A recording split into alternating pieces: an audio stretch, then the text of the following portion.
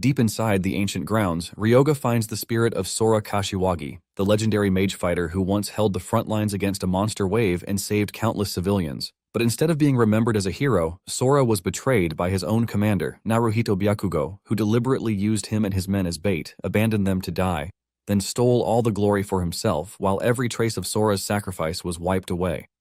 Ryoga digs up that buried truth and turns Sora's pain into a new offer: revenge. He promises to help him settle the score, but only if Sora agrees to become his undead servant. What follows is even crazier. Ryoga prepares a Dragonian corpse as a vessel for Sora's soul, creating a far stronger body than the one he gave him in the past timeline.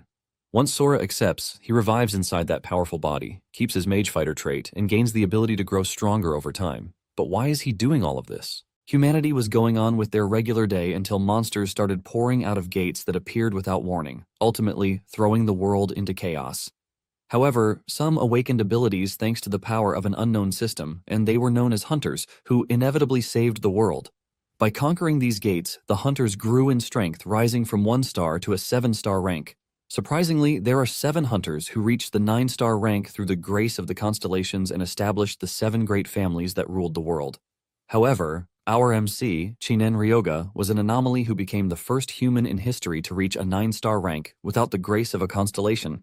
This didn't sit well with the 7 great families, and the constellations decided that his existence risked bringing about the collapse of the world order.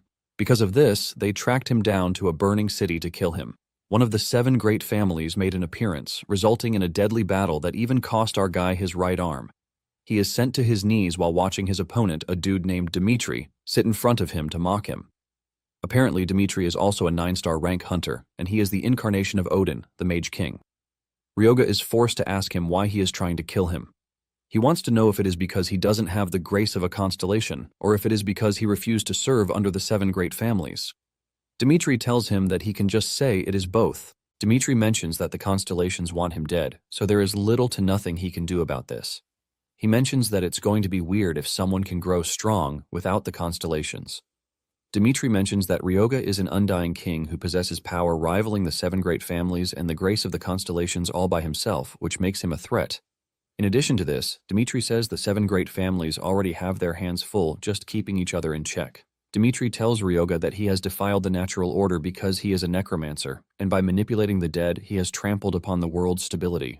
He mentions that in a battle between 9 stars, the power of the constellations basically decides the victor, but because he chose a foul power, the constellations have forsaken him. Dimitri tells Ryoga that this is basically the difference between them, but Ryoga berates him, telling him that he can talk really big when he is hiding behind Odin's power,